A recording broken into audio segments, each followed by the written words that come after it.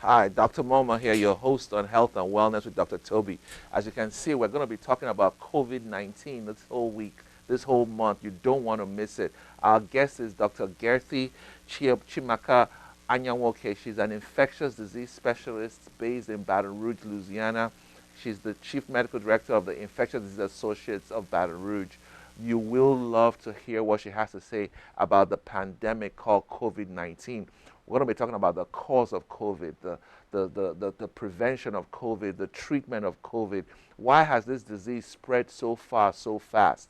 200 nations of the world, 1.2 million people, 200,000 people dead almost. We need to know what exactly COVID-19 is. And she's going to be telling us what it means for Louisiana going forward, how we're going to break this debacle that has plagued the economy and the society and the church. You don't want to miss it. Look forward to seeing you. Dr. Toby Moma.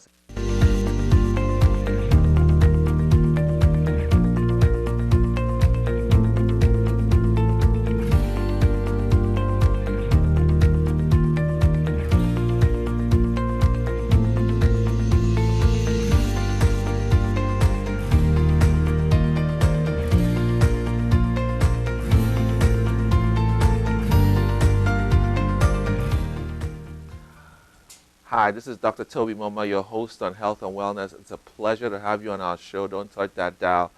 We're looking forward to having this show. We've had issues with the shelter in place, not being able to make it. But today we decided to do it 6 feet apart. And we brought our guest in all the way from Baton Rouge, Dr. Gerthy Chimaka Anyanwoke.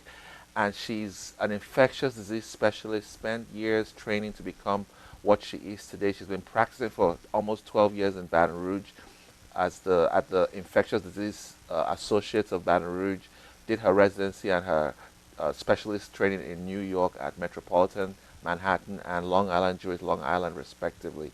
Medical school was at the University of Lagos, Nigeria.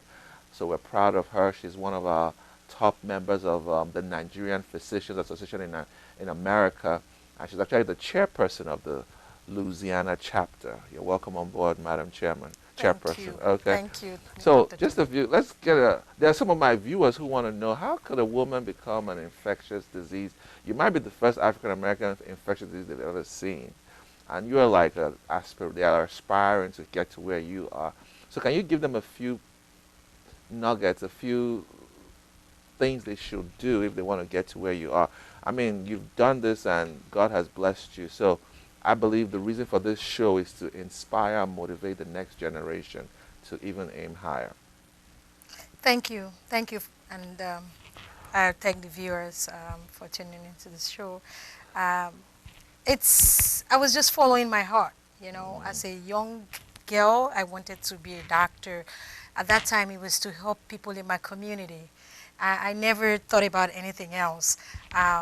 Then I just followed that dream. High school, all I wanted to do was study medicine. You know how it was in Wow. Nigeria then.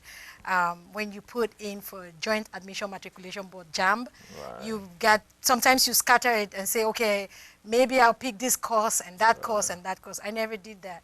Oh, wow. At that time we had 3 choices, and my 3 choices were medicine. Wow. The universities just changed. Okay. And so my first choice was University of Lagos, and I got in. I beat the cutoff Oh, wow. for medicine, and I got in. So that's how. Were you I at got the in. high school in Lagos too? Or? I did. So I was originally born in Cameroon. Okay. My parents were living in Cameroon. I was born there, and I did my primary school in Cameroon. I started high school in Cameroon, but I finished it in Nigeria, Okay. and then went to University of Lagos to study In medicine. Lagos, you did the rest of your high school in Lagos. Yeah, I finished it in Okay. Lagos, and then I went on to University of Lagos to Can study. you speak a little French? Depends on what part of Cameroon you were in. No, well, the part of Cameroon I was in was the English-speaking part, Okay. but you were taught French. Okay. And I always joke about it. I said I've used it to eat amala. Okay. Interesting. That's interesting. So you came back home and then you did your medical school, and then tell me how it was growing up. Were your parents like dogmatic? If you're not a doctor, an engineer, a lawyer, then you're not are professionally trained. What was their background, and how did it influence you and your siblings? So my mom um, happens to be uh, a person that loves education. And she became almost militant about education because she felt like she was deprived of it. In her days, my mom is 80 something right now. Oh In her wow. days, they did not, in the tribe, they didn't encourage girls to go to school that much. So it was always, no, she's going to grow up and get married. And she actually got married as a teenager. Okay. So I almost believe I've psychoanalyzed my mom. And I think like she did the reverse. Okay. And it's like any of her children, anybody, she'll educate. Like she sent us to decent schools where we could have gone Right. to like government schools or cheaper schools in Cameroon at that time. They sent us to private schools, and Wow. they didn't really have that much money, but they made it work. And they had many children, How all of many us. kids? Well, my mom gave birth to 10 children, but Wow. 2 died as, wow. as like less than toddlers. One died at like a month or so later. Okay. And so 2 of them I never met. So we were 8 growing up. Wow. And all 8 of us went to private schools. And so my parents didn't have anything, but they'll spend whatever they had on our education. And I think that should encourage parents to prioritize the education of their children. And my father had a lot of ideas, but my mother is the executor. Okay. Because she's militant about this education. Like, we had to get education. So whether you're a boy or a girl, if you wanted an education, you got one. She didn't decide what you did, Okay. what course, it didn't matter. Whatever you want to do. As long as you were Minimum going was university. yeah, as or long as you wanted to go to college. school, she was going to try her best, to Wow. kind of help you get there. So she started from primary school, and then high school, and then I'm the baby. Well, I do have a younger brother. He thinks he's older than me. Okay. So, so yeah, and so when I finished from University of Lagos, I decided I wanted to subspecialize. I'd actually decided that before I finished. Okay. So I had a track on my mind. In those days, it was so hard to get an internship position. Right. If you didn't know people, it was going to be very hard. And so after a while, I just decided, I Did was you going go to go elsewhere before you came to the U.S. from Nigeria? No, I came straight from Lagos. Okay. I came straight from Lagos, and I was staying with my uncle. My uncle, I hope he watches this. His name is Mr. Barnabas Naji, Barnaby Naji. So I was staying with him, and then In New York? No, California, Sacramento. He was at Sacramento at that time, Wow. California. Then I studied for the USMLAs. I studied Wow. and got into the New York Medical College Metropolitan Program. Right. I did my internship residency there. And then I went ahead and applied for a fellowship position. I was wow. lucky enough to get into the North Shore University Hospital NYU program. And so finished fellowship and headed straight for the south. I flew and then straight for Baton Rouge, Louisiana. So That you was lived 12 in years ago. California, New York, and then Chicago at one time. Okay. Mhm. What's the And New difference? Jersey. Tell me about Louisiana and the other parts of that you've lived in. What's the uniqueness about Louisiana, or the South, if you want to put it that way? The South, people are very at home and nice, and the food is the food reminds me so much of Nigeria, Africa, where I'm originally from. I mean, they have the gumbo, which is almost like pepper soup for us in Nigeria. They have the red beans and rice. We have red beans and rice in Nigeria. And they, they season the food just like we will season the food. Right. They have jambalaya, Right. which is like almost like jollof rice, So in Nigeria, so yes, the South. And then if you look at the map of America, the South right here is close enough to Africa. So that's If you want to travel. And the weather is close the to weather Africa. is close to too. Africa. And Somewhat, yeah. tell me about it. Woo! It's a little I don't have humid, to but deal with it yeah. snow. But it's a little humid in summer. But yeah, I guess it's close. They say Africa doesn't have that much It humidity. doesn't have that much Yeah, humidity. unlike the New Orleans area. So what kind of practice do you practice? Are you outpatient, inpatient, or do you do other things apart from those two? In these days, when doctors are no longer doing that, I'm still doing that. Okay. Inpatient and outpatient practice.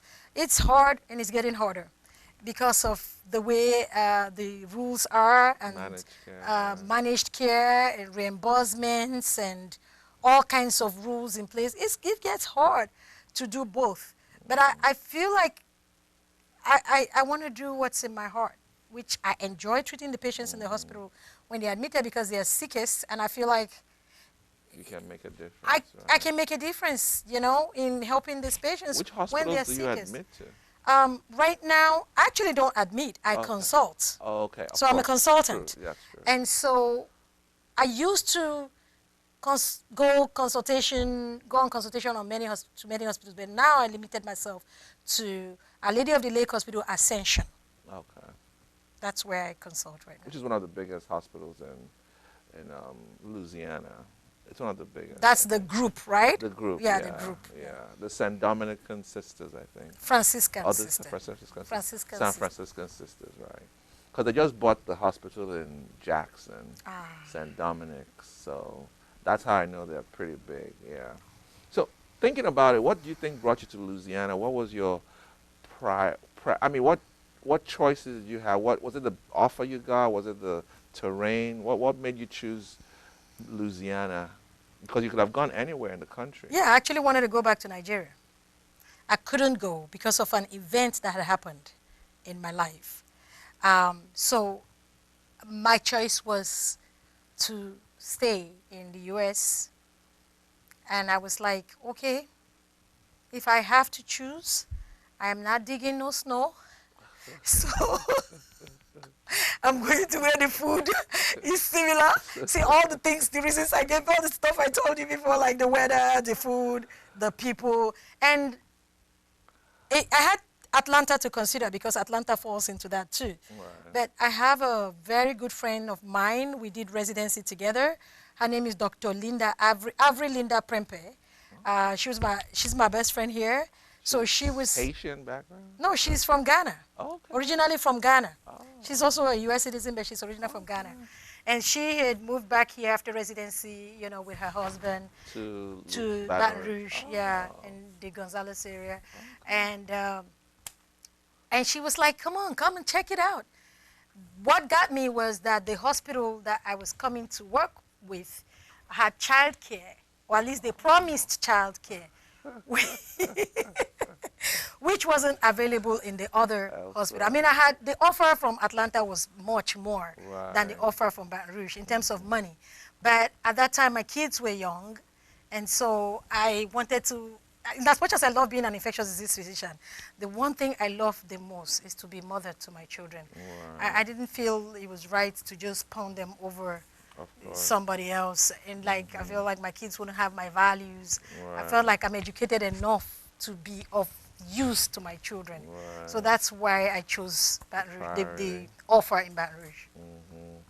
And you have 3 kids? Oh, 2. Well, I have 2 that I gave birth to. Okay, I okay. have a third one. He's actually my nephew. Okay. So yes, I have 3 children. Okay, okay. Give us a few experiences in Louisiana that I'll use the word made your blood curl. Was there any experience? I'll give you an example. There was a day I went into a bathroom in a church. I was jogging in Monroe, West Monroe here, and I went into a male bathroom, and this is not uncommon. And I was pressed. I wanted to use the bathroom, so I knocked on the door of the church, and I went in. And they opened the door of the church, but they were having a prayer meeting, and it was all mostly females. So after I'd been in the bathroom for like 10 minutes, I heard this loud bang on the door, and the women came into the male bathroom and said, "What are you still doing there? Why are you staying so long? Are you doing anything, like planting a bomb or something So I basically told them, no, I'm coming out, and I walked out. And then as I was leaving, the lady in the church who was driving up came up to me and said, sorry, we're not always that nasty. We just felt insecure because you were a black male. I mean, she was telling me this as she was driving away. So it was obviously a predominantly Caucasian church, and it was a predominantly female congregation at that prayer meeting. And they felt threatened by an African American male in their midst. So for whatever reason. So this still happens in America. But I've never, but I think it's an experience that I always tell people so that they understand that even the best will make mistakes. And she actually came up and apologized and invited me to church the next Sunday.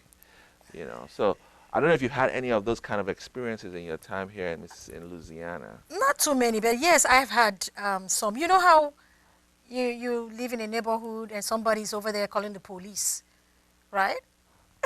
I don't know if that's happened to you, but about 10 years ago, I was driving in the car with my nephew, and so we were going around the neighborhood and then turned into our driveway and went into the house. Well, we didn't know that somebody had called the police on us, and they had the plate number of the car. Oh. They said the car didn't fit the neighborhood. Okay, like suspicious activity. They said the car didn't fit the neighborhood for whatever reason, and why were we driving? And I'm like, am I supposed to fly? Anyway, long story short, next thing I knew, I was in the bed, in the house, in the bedroom, and the police were ringing our bell. So apparently they took the plates, the license plate of the car, and then you found the car, because I wasn't out there. Neighborhood, right? They had the address of the license plate, so they came to the house. Right. The house was in the same neighborhood. Right. I'm like... You think the police should have just forgotten about exactly. it? I said, okay, maybe they thought it was suspicious, but like, would I steal somebody's car and bring it back to the house, And then, when they were ringing the bell, I was inside my bedroom, so I didn't hear initially. So when I came out, the police had actually gone to my backyard. Now, I have a gate, right?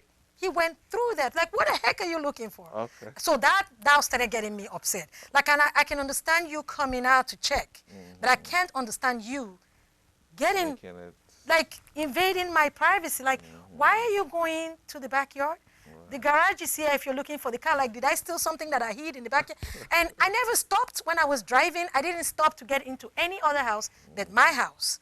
So I was kind of, at that time, because he went to the backyard, I was upset.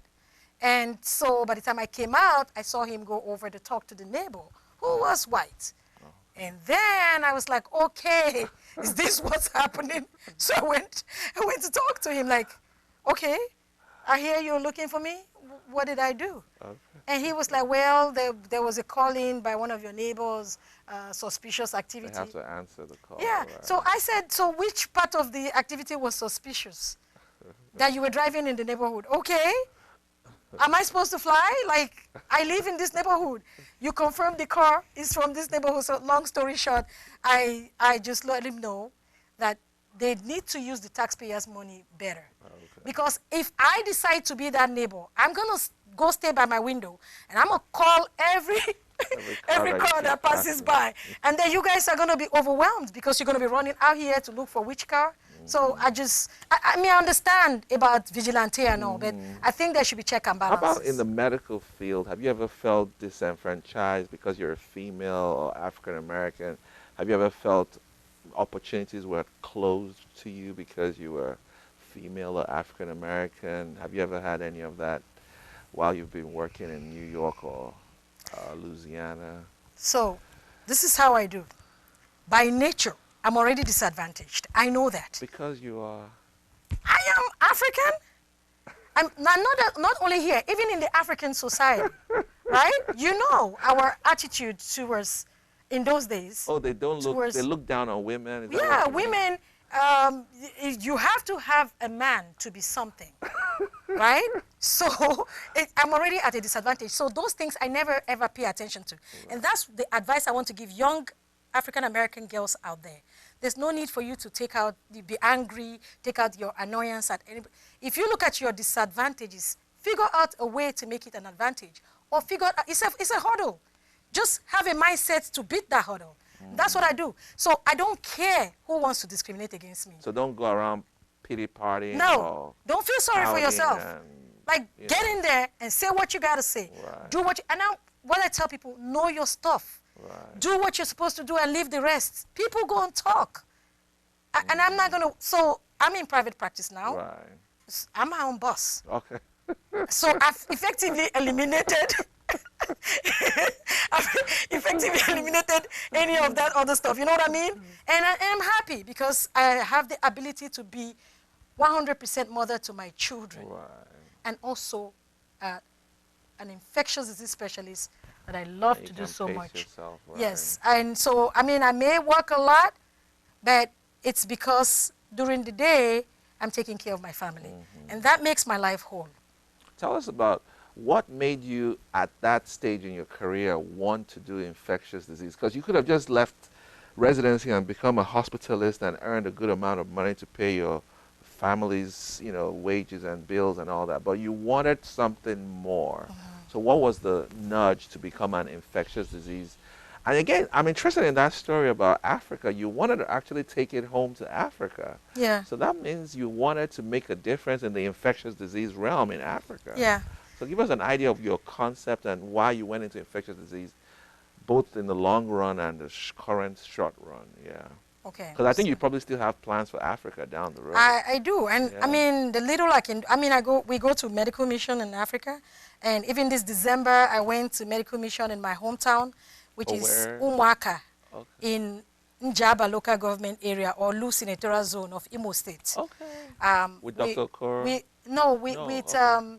NUPI, New Umuaka Project Initiative. Oh, wow. It's like a program that's by the indigenes Nice. of Umuaka. Wow. Very intellectual people set up this organization to kind of help our people and give back. So I do a lot with them. And right now we actually have a COVID-19 joint task force, which I happen to be the chairman. Okay. And so I love my people. And anywhere I am, I love my people. But these people are special to me, the people of Umuaka. Okay. So why did you choose ID out of every specialty you could have gone into? Well, initially when we were in medical school, I actually wanted to do OB-GYN, like Right. obstetrics gynecology. I love to give birth to babies. Oh, I love to give birth to babies. And then when I came to America, by then I was married, and I was looking at now, because my husband has sacrificed so much, I felt, especially during my education, medical school and all, I kind of felt like me just doing OB-GYN, the time it takes from the family, and I felt like that's so selfish, or so I had to do something else that I enjoy that would give me time with my family.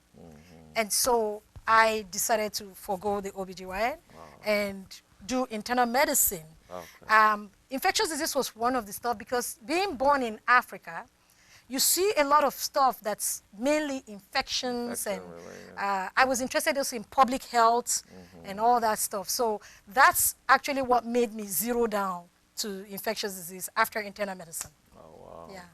Interesting. Were you one of those who used to go and deliver babies at the Lagos Island maternity? One time the doctors were on strike. I was a medical student. I was the doctor. I heard they can deliver up to 100 babies. They're popping from every angle.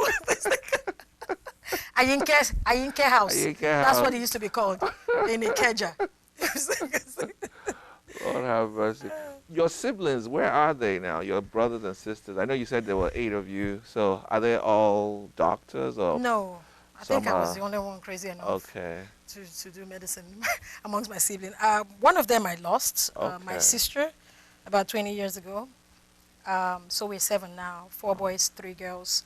They are all over. Some of them are in Nigeria, in different parts of Nigeria. Most of them are in Lagos. I have a brother here in America. So your dad was a And businessman. another brother in Europe. Was he a businessman? Yes, both my parents did business. That was what they Okay. did in those days. Okay. I mean, Africa. Did your dad leave it to his sons to take over the business? Yes, yes. Okay. Okay. Wow, interesting. That's it's interesting growing up in that environment and then eventually becoming a you know, because business is, like you say, your mom pushed you towards education, but there's a concern in Nigeria that My dad too pushed me towards education. Let's okay, not give it all to my mom. there's a concern in our part of the Nigeria that the Igbo men are not going to college because they want to go into business. So they have a lower rate of university education among the males. Part of that, you know why? Because a lot of people go to the university and they can't find a job. Right. Meanwhile, the family has spent their resources to train this young man. But if they go into business, at least by the time they finish learning the trade, they can start making some money that you right. can see and take care of their family. That's really That's the stuff behind that. It's the rationale behind it, yeah.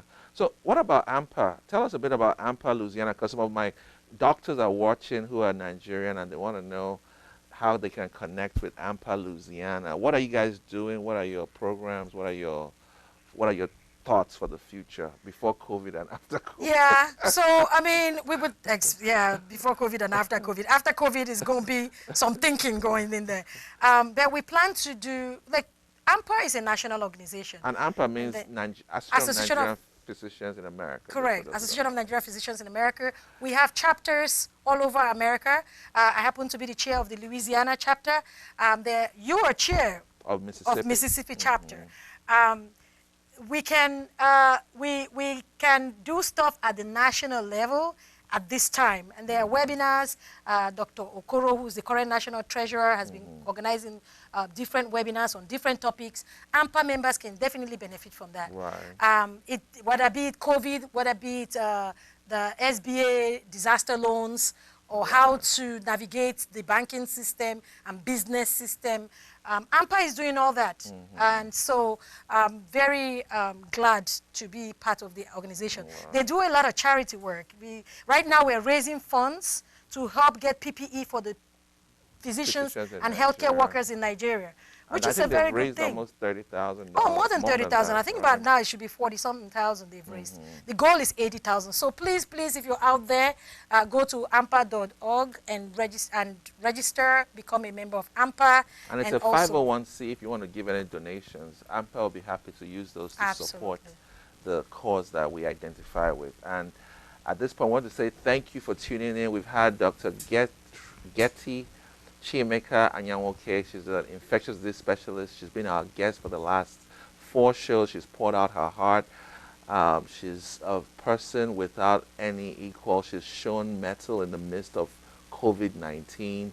She's raised 3 children, and she's weathered the storm, traveling from Nigeria to the United States to build a successful practice.